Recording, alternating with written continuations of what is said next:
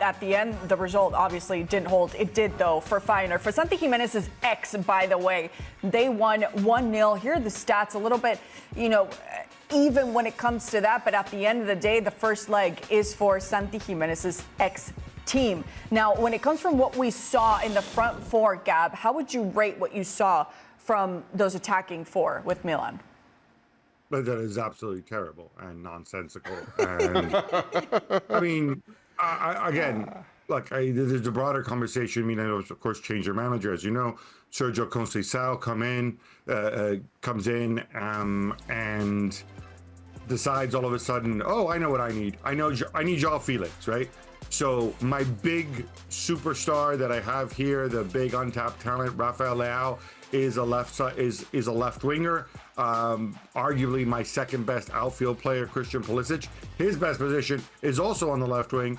So let me go and get somebody else who also probably naturally plays on the left wing, although he played at 10 in this game, which also happens to be another position Pulisic can fill. This is not a player Milan needed. Funny enough, happens to have the same agent as Sergio Conceição. I'm sure that's just a coincidence. Here we go. Uncle George Mendes. But so now you're stuck with this guy. And the problem is, unlike Leao, unlike Joao Felix, I'll say this about Pulisic, and from what I've seen so far in the Milan shirt about Gimenez as well, when they're having bad games, especially with the ball at their feet, they still give you stuff. They still contribute out of possession. The other two don't. I mean, Joao Felix is just a ghost, and Leao just tends to disappear from games, and they don't track back. And to carry those four attacking players is a huge problem for Milan.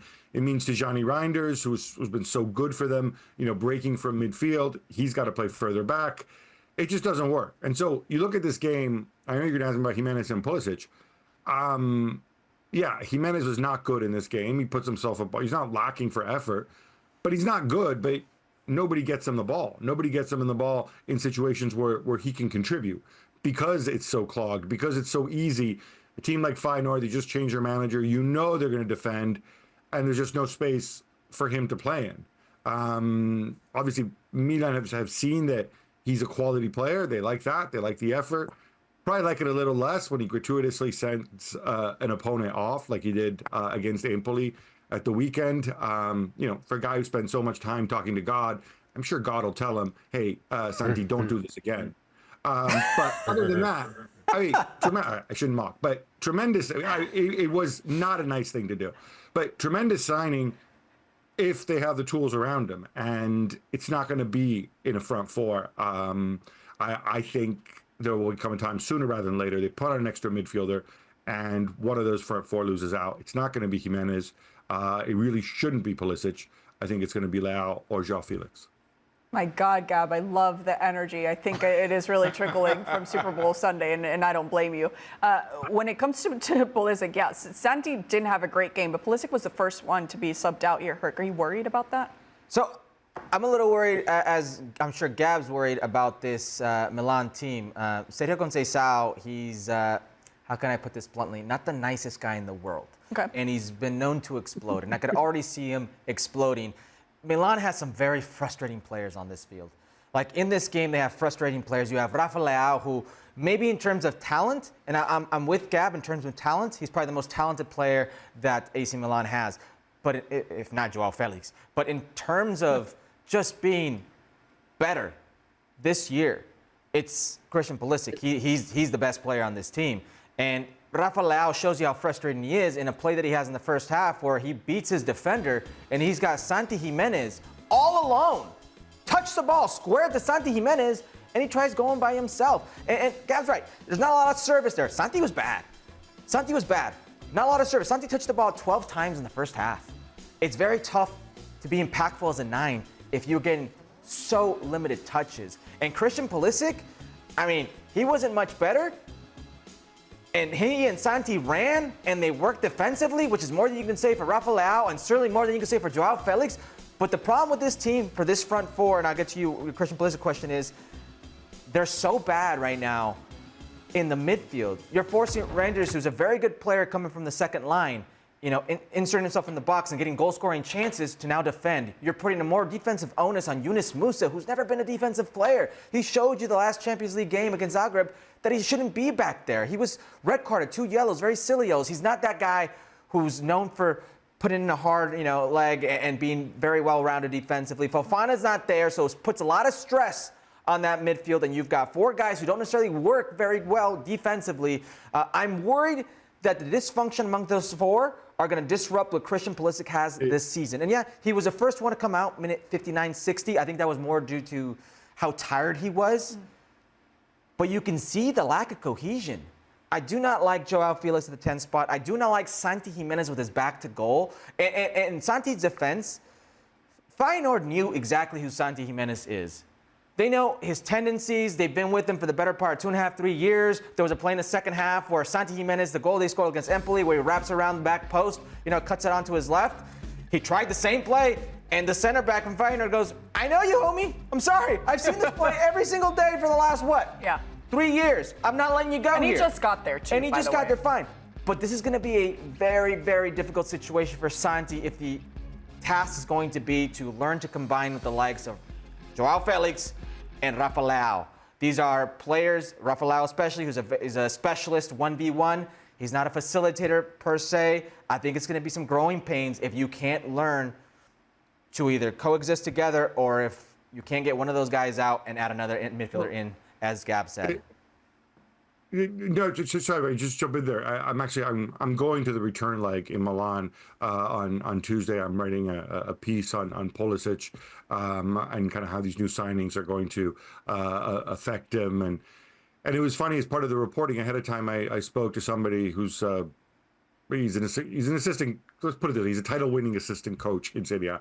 He's never worked with Pulisic, but he scouts, he watches from the outside, and he said something which I think a lot of people are starting to wrap their heads around, that Christian Pulisic is, his versatility undoubtedly hurts him, but B, the fact that he's also not somebody who's willing to be a pain in the butt with the coach, somebody who's not willing to go and kind of elbow his way, kind of remind the team how important he is. He's just a guy who will go and do what is asked of him and then try to be a leader that way, rather than being the guy who goes and nags people upstairs. He argued, okay, it's not good to have a ball breaker like that in the team from a team ethic perspective, but from an individual perspective, sometimes it is good to go and be a pain in the backside. And he's not that. And I don't know how this plays out. I mean, I don't want to say he should feel disrespected by this arrival of Joao Felix, but it does clearly send the message, okay, well, we got our center forward now. Rafa's on the left. Let's add another attacking player. Where do we put Pulisic? On the right, sure, Pulisic, Chukwueze, somebody else. We'll find somebody to play on the right. I mean, that is just not on. And I think part of it has to do with his personality. I mean, if you were to ask him to play right back, certainly within the context of Milan, he'd do that. I get the impression, you guys would know better than me, with the U.S. national team, because my view, and I think others' view, he is by some distance the best player. He does take on more of it. Okay, guys, it's on me. I have to be the leader here. At Milan, it's kind of like, all right, you go do this, and he says, yeah, I'll do it. He leaves his ego at the door, so to speak, and others don't do that. And I don't know. I wonder if maybe he should beat his chest a little bit more. Shaq, you know what he just made me think of? Do you remember the play where there's a penalty kick and Tamari and Tammy Abraham are arguing over who to take it, and Christian Pulisic, they took it from? Yeah. That's exactly what I just thought of. As did I. And my opinion on Christian Pulisic remains the same as it did then. That's not who he is, and I'm totally fine with that. To Gab's point, I have more respect for somebody who goes out onto the pitch and wants to show his value on there, as opposed to use Gab's term, being a bit of a ball breaker. That's not who he is, and nor do I want him to be. But I also get Gab's point. There's a lot that raises serious concern for me. Now, first of all, if I'm in that Milan dressing room, this is a one-off. We were just god-awful. Thankfully, we're still in the tie, and we're home in the second leg, so we'll correct that wrong. It happens to the best of us. So you try to dismiss that performance, because whether we're talking front four, back four, middle four, whether we had four in goal, it was awful throughout. So you put that behind you. As for the Joao Felix signing, I mean, to get that it's totally bemusing to me, and I cannot help but think that there's something else happening behind the scenes here, because I do not know what Joao Felix has done for anybody to show this kind of interest. I'll ask the same questions of AC Milan around this Joao Felix signing as I do of Chelsea, 8 months ago. And Atletico. Whatever it was. Just to throw one. I don't understand. Same thing, different team, right? It's every bit, it's as bemusing now as it was then. So if I'm Christian Pulisic, or I'm in his camp, or however we want to shake this up, I'm not that worried about it, because Christian is a better player than Joao Felix. And time, and probably not a whole lot, will prove that. How much, Gab, can we kind of overlook this performance going back to Santi Giménez specifically, with him having just arrived to Milan and then having shortly after his first Champions League game with his new team against his former team? I mean, look, so far, obviously, given what they paid for him, given that he's a young player, he's going to be given all the time that he needs to settle and to grow, and then it's going to be up to him whether he does it. As bad as this game was, Milan were markedly better against Empoli at the weekend when he was one of the players who came on at halftime, and as you mentioned, he scored that goal. There's definitely a feeling that they needed a center forward with those qualities. Obviously, Alvaro Morata, a very different type of player. I mean, you can look at it and say, oh, look, here's Santi Giménez, he's replacing the captain of Spain, who also plays center forward. Yeah, but Morata these days plays center forward a very different way, almost like a withdrawn striker, like a 10. So, Tammy Abraham can only give you so much. I think he's a good complement for Tammy, and I expect to see a lot of him out on the pitch between now and the end of the season. And really next season, I think, will be the year in which Milan really try to kind of build their patterns of play around him and use him as an attacking terminus. And that's when it's going to be up to him to show that, hey, I can't just, I don't just hang in the Eredivisie. I can do it at this level as well. The interesting thing for me will be, will Sergio Conceição still be there next year? Because the rate at which they're going, the highs and lows, the shenanigans, and the personality. He's already clashed, of course, with both Rafael Leao and Theo Hernandez, the club's other problem child, so to speak. So that'll be an interesting one. But I think the club's attitude is, look, we acquire the players. The manager has to then work with them. So Joao Felix perhaps being a bit of an exception there for other reasons, but they made this investment in him.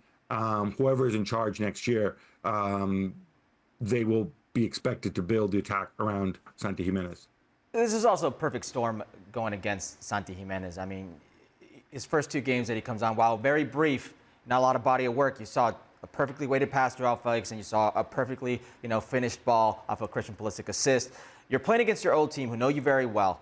A team that's in disarray, 5th place in the Eredivisie. They're fighting for their lives. It's a counter-attacking team. And in the first 2 minutes of the game, you give up a very soft goal. I don't know what Kyle Walker's doing there. Mike Maignan not that type of goalkeeper. He doesn't make those type of mistakes. You're against the 8 ball already. And now you're asking a front forward who's never played together with a forward whose bread and butter is his movement. Yeah. His bread and butter is the open space that he could feast on. Doesn't have that space, forced to play differently. In his homecoming, I just think it was a perfect storm against Santi. And well, let's call this a one-off. I fully expect in San Siro for it to be a different situation. Yeah, last week we had a completely different conversation when it came to the chemistry that we were seeing initially from Santi, Joao, and of course with Christian Pulisic. But I'm sure they're not cool with that performance.